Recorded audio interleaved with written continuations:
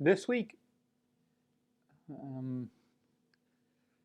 President Abraham Lincoln reassures and reconsiders generals and speaks with his constituents.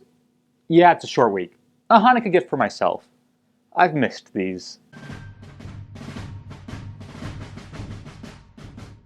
On the 18th, in a secret letter to Secretary of War Edwin Stanton, President Abraham Lincoln speaks of General Schofield, the commander of the Department of Missouri.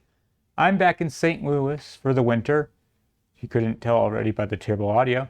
And I can tell you word on the street is negative. Despite being a bastion of pro-union sentiment, any disagreement with the tyrant Schofield gets your house searched and your friends locked up. Lincoln wants him removed, but to save face, he will also promote him to Major General in the regular army. And who would replace this man? Well, recently unemployed General William S. Rosecrans is at the top of the list. Rosecrans as an administrator has yet to be seen, but he can't be worse than Schofield. The next day, Confederate President Jefferson Davis sends word to the recent commander of the Army of Tennessee, General Joseph E. Johnston. The difficulties of your position are realized, and the government will make every possible effort to aid you. Though I'm not sure how true this promise of support is, because on the 23rd, Davis wanted Johnston to move quickly and engage the enemy to win a victory before the new year. Soon be able to commence active operations against the enemy. But back to the 19th, Lincoln held a party with officials, congressmen, and Russian officers. After a night of fine dining, charming, dancing, and plenty of booze, Russians were there, Lincoln wakes up, with or without a hangover we don't know, and writes to the Massachusetts Anti-Slavery Society. I shall not attempt to retract or modify the Emancipation Proclamation. This promise is only about limiting its powers. Expanding the wide reach of freedom is Lincoln's policy. It's also Lincoln's policy to have his generals do what they're ordered, and a persistent problem is Major General Nathaniel P. Banks, commander of the Army of the Gulf.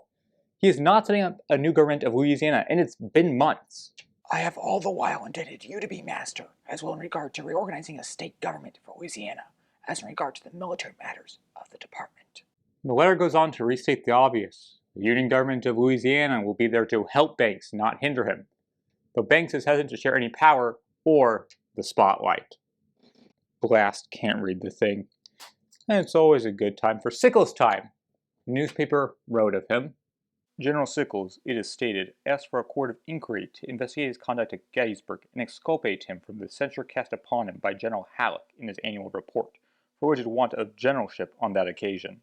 I support Sickles on this. Big shock. Halleck made a mistake, and it seems that Congress and the people agree with Sickles. The question is, does he have enough allies where it matters? That's where the week ends. I know it's short. I should probably be doing something else, but honestly, I just need a rest.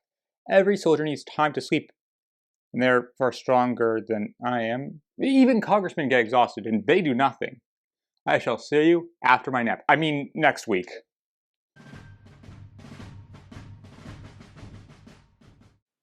Hello, it's the Entire Civil War Week by Week team here. You can see we're in the old set, and it's good to be back. I hope you're having a great winter break. I hope to see you next week.